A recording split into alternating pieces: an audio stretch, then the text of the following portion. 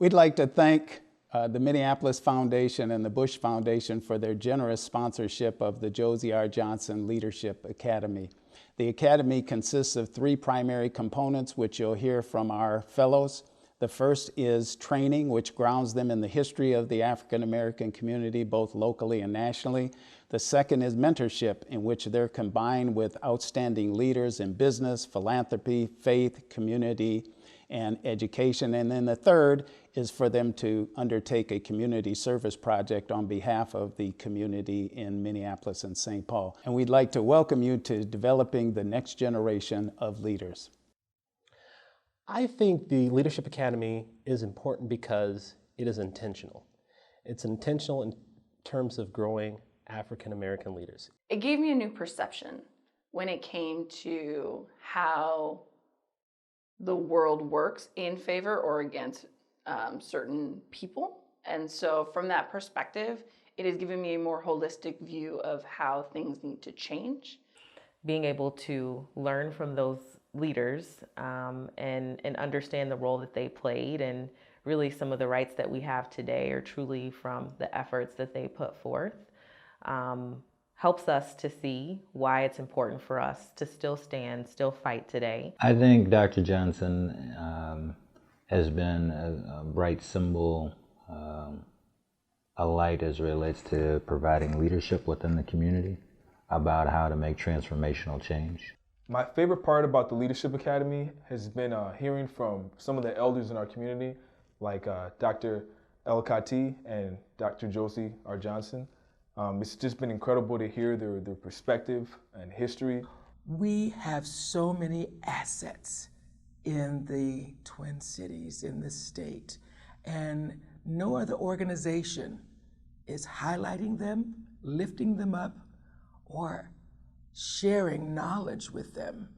We need to do that, and I believe we're doing a pretty good job of that. My most favorite part about the Leadership Academy is really getting to know and meet the young mentees in the program, the fellows. They really are bright, up and coming leaders in the African American community.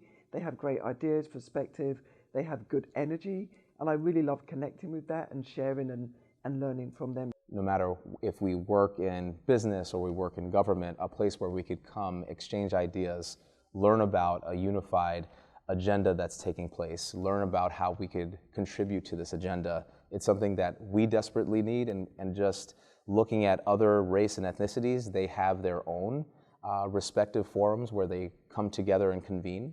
So this is the one that's going to serve us, and I think it's going to serve us quite well. The Josie R. Johnson Leadership Fellowship Program is so important because it nurtures the next generation of leaders within the African American community.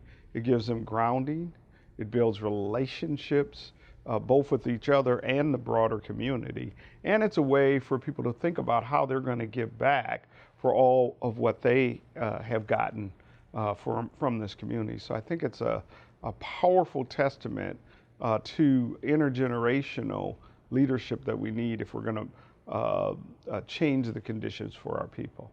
Growing up, I never felt that I was supported.